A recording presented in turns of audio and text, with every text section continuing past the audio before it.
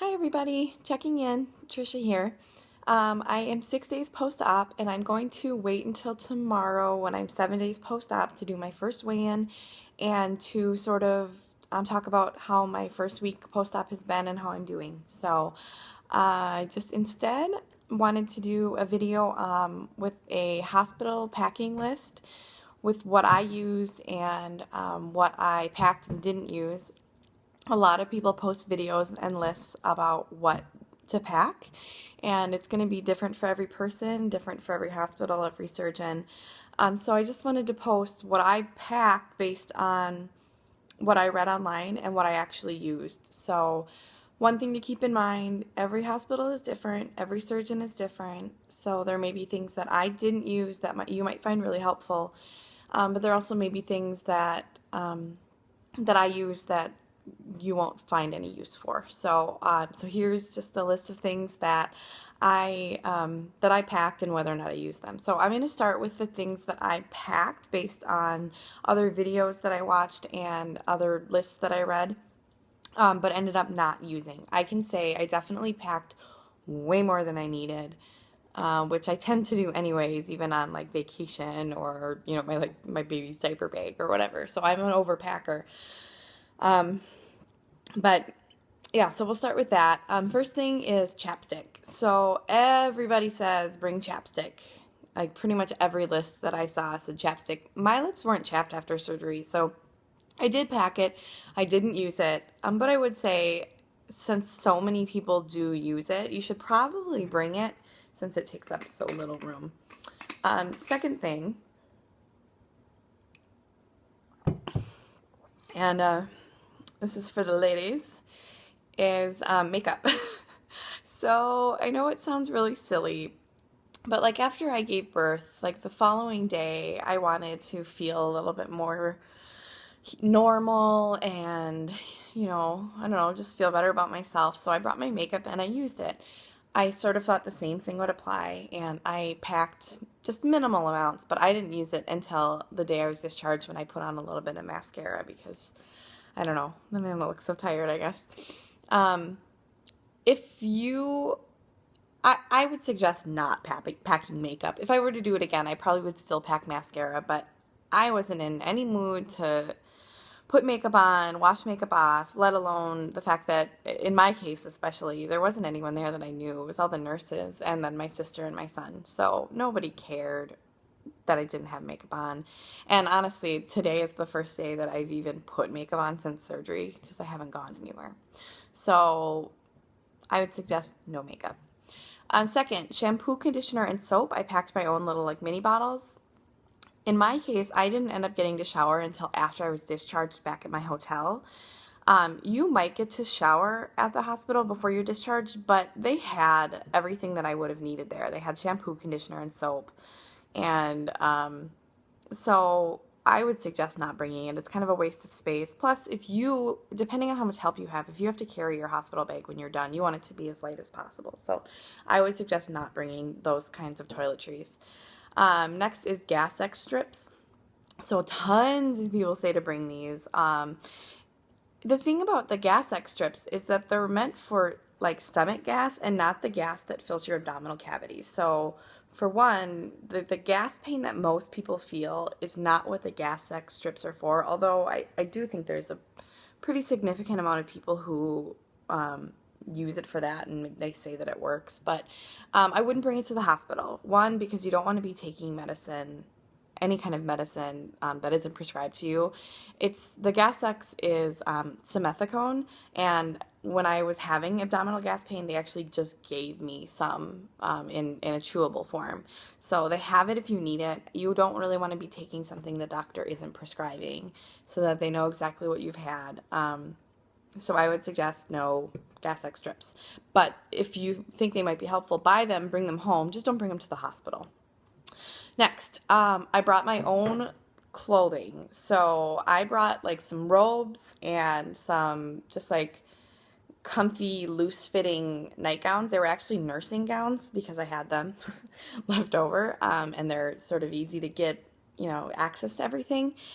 What I found, first of all, was that the around the chest where the elastic was it seemed tighter than it normally does. I don't know if it was I was bloated or if I was just more sensitive or what. But I found it really uncomfortable to have on. Also, the nurses weren't super keen on me wearing something other than the robe. So they did let me, I put it on, and then I realized that I couldn't put the robe on because then the IV, they'd have to take it out every time I wanted to take the robe off. So I think the robe would have been, yeah, I don't know. The robe just doesn't seem like a good idea because you don't want them to have to take the IV off every time you want to take your robe off. And you don't want your sleeves to run through the IV because if it's in your hand, that's going to be really uncomfortable. So I brought the robe and I brought the nightgowns, and I ended up just changing back into my hospital gown, which wasn't very comfortable, but it worked better in my case at least. So next, I did bring my own medicine from home for all my prescriptions that I'm taking, and I guess I wasn't really thinking sort of along the same lines as the gas X. Like, you're not going to take your own medicine because they want to know exactly what you're taking, so they will bring it to you. They had a list of the medications that I took, and they brought me what I needed, whether it was via IV or if it was, something I needed to crush or whatever. All of the medicines that I needed to take, I had given to me by the hospital. So I brought my medicine with me, but I didn't need it. Slippers, again, I think that's going to be a personal choice, just like with the clothing. I didn't end up wearing them, but as soon as I checked in, they gave me a pair of like the grippy socks, and I just wore those. My room was super hot, and I don't think they could get the air conditioning working right, so I would take them off while I was in the bed. I guess looking back, it might have been a little easier to leave the slippers at the foot of my bed and slip those on when I went to the bathroom and stuff rather than put those socks back on. But I just didn't end up using them. I just wore the slippers. So one thing that was in a lot of videos was to bring an extension cord. I didn't end up using my extension cord, but I can see where it would have some value. My iPhone, which I was using constantly, whether to text with my husband or my sister, or you just use the internet or go on message boards, I use that a lot, but I had a really, really long iPhone charger. So in my case, I didn't need it, but I think if you just have, rather than getting, I had like a 10-foot cord. So if you have just a standard 3-foot cord for your iPhone, an extension cord might still be a good idea to bring because you don't want to have to be, it was nice to always have it plugged in and always have it charged when I needed it. So lotion was another thing that was on a lot of lists, and I didn't use it. If you use a lot of lotion, maybe bring it. I don't really use much lotion in the first place, so maybe that's why I didn't use it. But I just didn't find, my skin wasn't any more dry than normal. So, but if you're used to using a lot of lotion, you might find that you're missing it, I guess. Probably want to stick with something unscented. And then finally, I brought a notebook and a pen, and it was another thing that I didn't use. I thought, I'm going to want to be recording my thoughts or whatever, but I also really like to make lists, but I didn't end up using it. If you think you might use it, sure, bring it. But I didn't use it. I do use the notes function on my iPhone a lot, so I use that instead. So switching over to what I did use that I brought. First of all, an eye mask. So like a sleeping mask. I actually did, well, this is funny. I actually didn't bring one because I couldn't find mine. I had lost it while I went camping a few weeks earlier. And great trick for camping, by the way. But I have other ones, but I couldn't find them. And so I couldn't find one at the airport. So I ended up going to the hospital without one. Luckily, and they had like a little welcome bag with shampoo and conditioner and stuff, which you don't need to bring yourself. And they had one in there. I don't know that that's probably going to be the case for most hospitals. But it was so great to have for in the middle of the day when I just wanted to rest. And, even with the lights off, it was pretty bright in there and people were coming in and out. So I would definitely recommend bringing an eye mask. It was probably one of the best things that I brought or had. For the ladies, feminine pads, if you are close to getting your period, I would suggest bringing some feminine pads. I won't get too much into it, but I brought a couple just in case, since I was due about 4 days after surgery, and I thought in case it came a day or two early, I'd have them. I actually got it literally like minutes after I checked in for surgery. So it kind of sucked and it was a whole thing, but I was glad to have them. And the nurse told me that happens a lot, that people get it early because of the stress from the surgery. So if you think you might need them, bring them for sure. Toothbrush and toothpaste, they did provide some, but it was nice to have my own brand of toothpaste. Mouthwash. 100% bring mouthwash. My mouth since surgery has been really dry, and part of that I think is being dehydrated, but also my breath has been really bad. So throughout the day after surgery, I would just rinse my mouth out, and it felt so much better. Sports bras or nursing bras, that was one thing that I didn't put on until discharge because I had stuff hooked up all over. But definitely you want to bring something comfortable. I'm actually still wearing a nursing bra now because they're really comfortable. I did see a video that said that the the bra ran across one of their incision lines. My incision lines are much, much lower than where my bra is, so I don't know if that's just depends on the surgeon or depends on your bra. Um, but it's been nice having just really sort of loose fitting bras. Um, your iPhone, iPad, if you use those frequently, and chargers, of course. Deodorant, I was not very fresh and I didn't get to shower, so I definitely was applying deodorant every day. I brought my own bath wipes. They're just sort of like baby wipes for adults. They did have some at the hospital for me, so I guess I didn't need to bring them, but I ran out of the ones that they gave me and I used my own. So if your hospital doesn't have them, they would be really, really nice to have.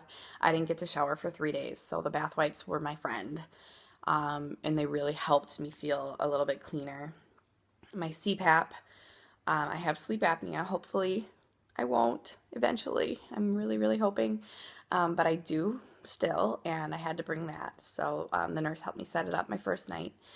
And yeah, so you want to bring your CPAP if you use it. And then finally, and this one I think was not something that was really emphasized, is loose clothing for when you're discharged. Everything I read said, sure, bring loose clothing.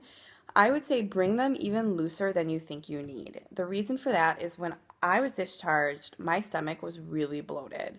Um, Obviously, I have a lot of stomach fat, or I wouldn't be getting the surgery.